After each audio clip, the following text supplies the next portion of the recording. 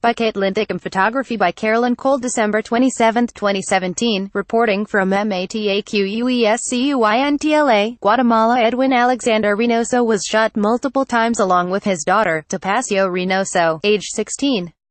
They had both been outspoken in opposition to the Escobal silver mine in nearby San Rafael, Flores. Edwin Alexander Reynoso was shot multiple times along with his daughter, Topacio Reynoso, age 16. They had both been outspoken in opposition to the Escobal silver mine in nearby San Rafael, Flores. Topacio Reynoso was so precocious her mother sometimes joked she was an extraterrestrial. A farmer's daughter from a remote village in Guatemala reachable by a rugged mountain pass, she was playing perfect Metallica riffs on the guitar by age 12. She won beauty contests, filled notebooks with pages of heady poetry and moved through life with a fearlessness that made her parents proud, if also nervous. At 14, she devoted herself to opposing construction of a large silver mine planned for a town nearby. Topacio formed her own anti-mining youth group, wrote protest essays and toured the country talking about the environmental risks she believed the mine posed to her community. During a school trip to Guatemala's capital, she led her classmates in refusing the small welcome gifts from a congressman who supported the mine. Then she heckled him so mercilessly that he fled the meeting. The teenage's efforts were not popular with everyone. Although some in the community worried chemicals used at the mine might contaminate nearby rivers, threatening the corn and coffee fields that have long been the region's lifeblood, others said it would bring needed jobs and tax revenue. The community was split and violence was coming. Community members protest the Escobal silver mine, one of the 3 largest silver mines in the world, in San Rafael, Flores, southeastern Guatemala. Carolyn Cole, Los Angeles Times. Ranchers feed and water their cattle in fields next to the Escobal silver mine in San Rafael, Flores in southeastern Guatemala. Carolyn Cole, Los Angeles Times. Left community members protest the Escobal silver mine, one of the 3 largest silver mines in the world, in San Rafael, Flores, southeastern Guatemala. Ranchers feed and water their cattle in fields next to the Escobal silver mine in San Rafael, Flores in southeastern Guatemala. Carolyn Cole, Los Angeles Times. Topacio's father, Alex, knew that speaking out could put the family in peril. Latin America is the most dangerous region in the world for environmental activists, with at least 120 killed last year alone, according to the nonprofit Global Witness. But Topacio convinced him that it wasn't a choice to oppose the mine, that it was an obligation. His father had left him land that was uncontaminated, it was up to him to pass on clean land to his kids. Environmental warriors, in one of Africa's most dangerous corners, a fight to the death for the elephants. Environmental warriors, he defended the sacred lands of Mexico's Tarahumara people. He threw himself alongside his daughter into the fight. These days, when he touches the bullet scars on his body or gazes at the memorial to Topacio that the family has erected on the porch, he wonders whether his decision was right. Irma Pacheco holds her son, Mateo, too, at their home. The walls are covered with pictures of her daughter, Topacio, who was killed at the age of 16. Carolyn Cole, Los Angeles Times. Mateo Reynoso, too, looks out a window next to a butterfly drawing by his sister, Topacio. Carolyn Cole, Los Angeles Times. Edwin Alexander Reynoso shows scars from being shot in 2 attacks. Carolyn Cole, Los Angeles Times. Top. Irma Pacheco holds her son, Mateo, too, at their home. The walls are covered with pictures of her daughter, Topacio, who was killed at the age of 16. Bottom left, Mateo Reynoso, too, looks out a window next to a butterfly drawing by his sister, Topacio. Bottom right, Edwin Alexander Reynoso shows scars from being shot in 2 attacks. Carolyn Cole, Los Angeles Times. The small coffee farm where Topacio grew up might be one of the greenest places on earth. Half an hour outside MATAQUESCUINTLA, a town of 30,000 in southern Guatemala, there are no neighbors in sight, just neat rows of coffee plants, then slopes planted with banana and palm groves, and up near the cloud line, towering pines. Like her grandparents before her, Topacio grew up living off the land. The corn her family planted, dried and ground into powder, was pressed into thick tortillas. Milk produced by a herd of bleating goats was churned into cheese. Yucca root plucked by her younger brothers was fried by her mother and served with salsa and rice. Los Angeles Times. Many nights, Topacio would sit on the porch or in her cramped, dirt floor bedroom and strum the guitar, draw pictures and write poems. She filled a spiral notebook with drawings of the planet cracking open and butterflies flying out, and wrote verse after verse about the betrayal of cowards against our generous Mother Earth. Nature, she scribbled in blue pen, is a paradise where we sow dreams and reap happiness. She dreamed of a day when no hero will have to die in defense of his land. Controversy came to her community in 2010 when a Canadian mining company called Tahoe Resources bought El Escobal silver deposit for more than $500 million. Located on about 250 acres of former farmland in a small town called San Rafael, Flores, just a few miles from MATAQUESCUINTLA, El Escobal had never been mined but was believed to contain one of the world's largest caches of silver, along with deposits of lead, zinc and gold. Topacio Reynoso had devoted herself to opposing construction of a large silver mine planned near her hometown. Now that she's dead, her father wonders whether it's worth carrying on the fight. Carolyn Cole, Los Angeles Times, as Tahoe sought a license from the Guatemalan government that would allow it to start pulling ore from the earth, some locals fought back. They complained the environmental impact report commissioned by Tahoe didn't adequately assess all the risks to the region, and said the company hadn't properly consulted with community members, though the company said it had thoroughly evaluated the impacts and had won popular support. It was 2012 when Topacio went to her first protest, a demonstration outside the mine entrance organized by the local Catholic diocese. It transformed her, said her mother, Irma Pacheco. The people she met while protesting were deeply principled, she told her parents, especially an articulate teenager with a kind face named Luis Fernando, who would become a close friend. Soon Topacio had persuaded her parents to join the resistance, as locals called the anti-mining effort. Although the idea made her father nervous, he was well suited to bucking the local establishment. Growing up, he had often fought off bullies unnerved by his long hair and taste for black clothes and heavy metal that carried a strong political message. In rural Guatemala, most men favored cowboy hats and tight jeans with a gun tucked into their waistband, and listened to brassy ranchera. Ahead of a 2012 referendum in MATAQUESCUINTLA that asked locals whether they supported the mine, Topacio and her father traversed the countryside on behalf of the No campaign. They were successful. More than 98% of voters said they opposed it. There were similar outcomes in referendums in several other towns.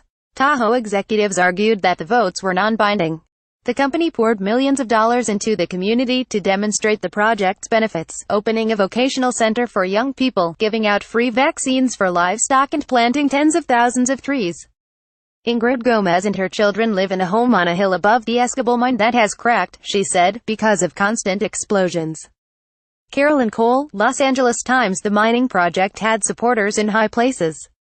Decades of civil war had killed 200,000 people and limited international investment in the country. After peace accords were signed in 1996, Guatemala's leaders saw the expansion of mining as an opportunity to get the country back on its feet again. The Ministry of Energy and Mines has approved 307 active mining licenses and is considering 599 more. In April 2013, Minera San Rafael, Tahoe's Guatemalan subsidiary, was granted a 25-year exploitation license. Mining could officially begin. In the nearby communities, it was the most violent spring many people had experienced since the war. That March, 4 leaders of the local Xinca tribe were kidnapped by unknown assailants on their way home from campaigning in favor of a referendum on the mine in San Rafael. 3 were released, but another, Exaltacion Marcos Uccello, was found dead the next day. No one was arrested in connection with the crime. The Office of Guatemala's Attorney General said it is still investigating the case and could not provide information about possible suspects or motive. The next month, 7 protesters who had gathered PC for a demonstration outside the mine were shot by the mine's private security workers. In a civil lawsuit filed in Canada, the wounded men say they were shot with lead bullets, some of them at close range, as they were attempting to flee. Among those badly injured was Topacio's friend, Luis, who was shot 3 times in the face. After multiple operations, he still has difficulty breathing. 2 security guards stand at the entrance to the Escobal silver mine in San Rafael, Flores. Carolyn Cole, Los Angeles Times. Luis Fernando was shot, along with several others, during a protest against the Escobal mine. Carolyn Cole, Los Angeles Times. Left 2 security guards stand at the entrance to the Escobal silver mine in San Rafael, Flores. Right, Luis Fernando was shot, along with several others, during a protest against the Escobal mine. Carolyn Cole, Los Angeles Times. The mining company says the guards used rubber bullets, not lead bullets. It also said the company security chief who ordered the response, Alberto Rotondo, was acting outside the scope of his authority and has been dismissed. Rotondo violated the company's rules of engagement, security protocols and direct orders. Edie Hoffmeister, Tahoe's executive vice president of corporate affairs, said in a statement, "We condemn violence of any kind in the strongest possible terms, and moved swiftly to fire him after this incident," the statement added. There has been no evidence presented of any company involvement in Topacio's death. Asked about her family's belief that it was due to the teenager's work as an activist, Tahoe officials reiterated their strong message to employees that violence will not be tolerated. Rotondo fled to Peru and is awaiting extradition to face charges in Guatemala. In May, Guatemala's then-president, Otto Perez Molina, moved to quell the instability that mine officials complained was disrupting their business. Citing the threat of terrorism and criminal groups, Perez declared state of siege in the communities near the mine, deploying thousands of troops and temporarily suspending constitutional rights in the region. Several prominent anti-mining activists were arrested. Alex Reynoso thinks he would have been detained too, except for a fortunate mix-up. Although everyone in town knew him as Alex, his real first name was Edwin. When he showed his identity documents to police, they let him go. Edwin Alexander Reynoso and his son, Mateo, too, visit Topacio's grave. Carolyn Cole, Los Angeles Times, a photograph of Topacio Reynoso. Carolyn Cole, Los Angeles Times, Irma Pacheco holds a banner Topacio won in a school contest. She has kept the room as it was at the time of her death. Carolyn Cole, Los Angeles Times, top, Edwin Alexander Reynoso and his son Mateo, too, visit Topacio's grave. Left, a photograph of Topacio Reynoso. Right, Irma Pacheco holds a banner Topacio won in a school contest. She has kept the room as it was at the time of her death.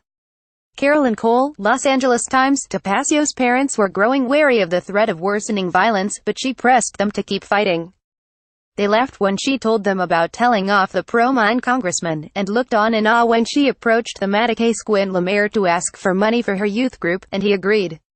When a family friend gave her a silver ring to congratulate her on her high school graduation, she refused to wear it. Topacio told her family she felt more comfortable when they were together in public.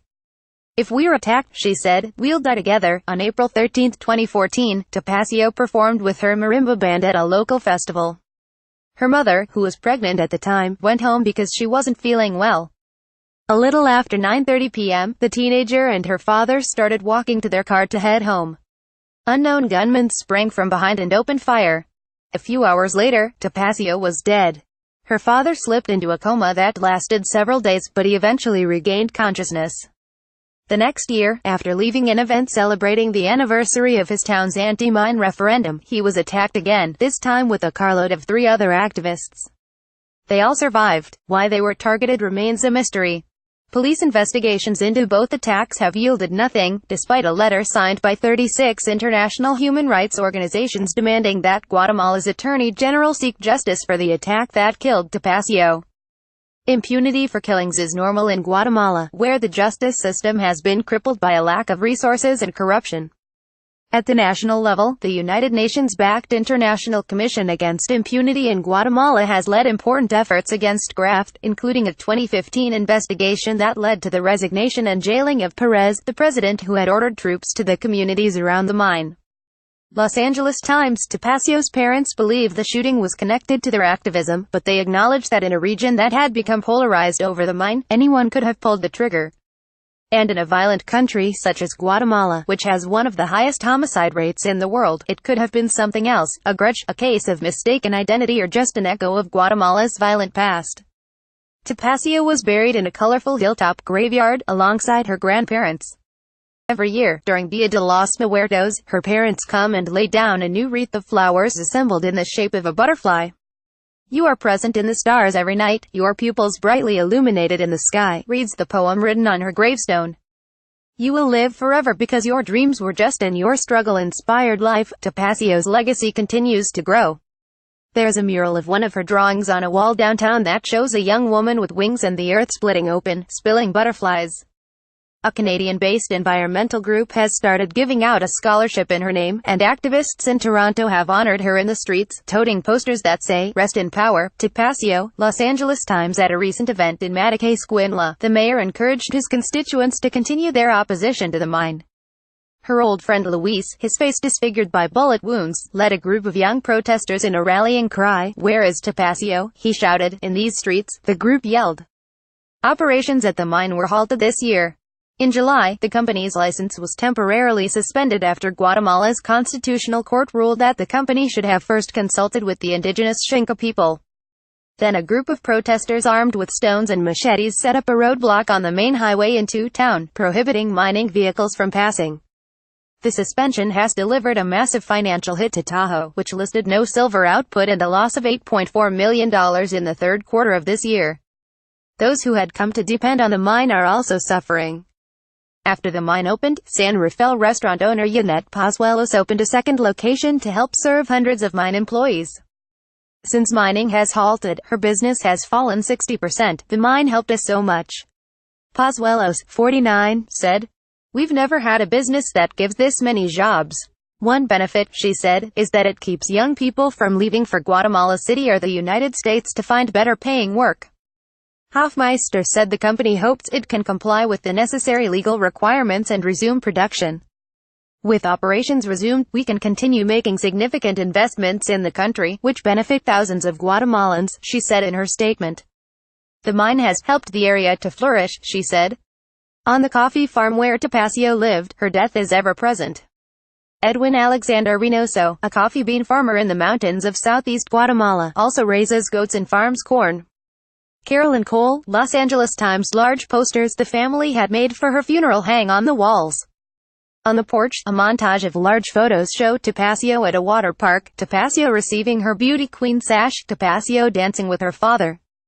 Her bedroom is untouched, even though her younger brother now sleeps there. Her guitars hang proudly on the walls. A boombox and a collection of CDs collect dust.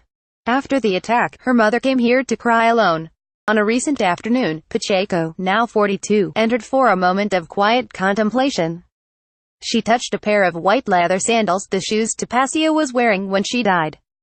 She held up the blouse from that night and smoothed out the pair of jeans that she had scrubbed free of blood. Then she folded them all up again, tucked them in a drawer and walked outside, surrounded by green. This story was reported with a grant from the United Nations Foundation. Kate Linthicum at lawtimes.com. Twitter, at Kate Linthicum. Also, am I going to get out of here alive? In one of Africa's most dangerous corners, a fight to the death for the elephant. Che defended the sacred lands of Mexico's Tarahumara people. Then a gunman cut him down. He should be thought of as heroes. Why killings of environmental activists are rising globally. Copyright 2017, Los Angeles Times.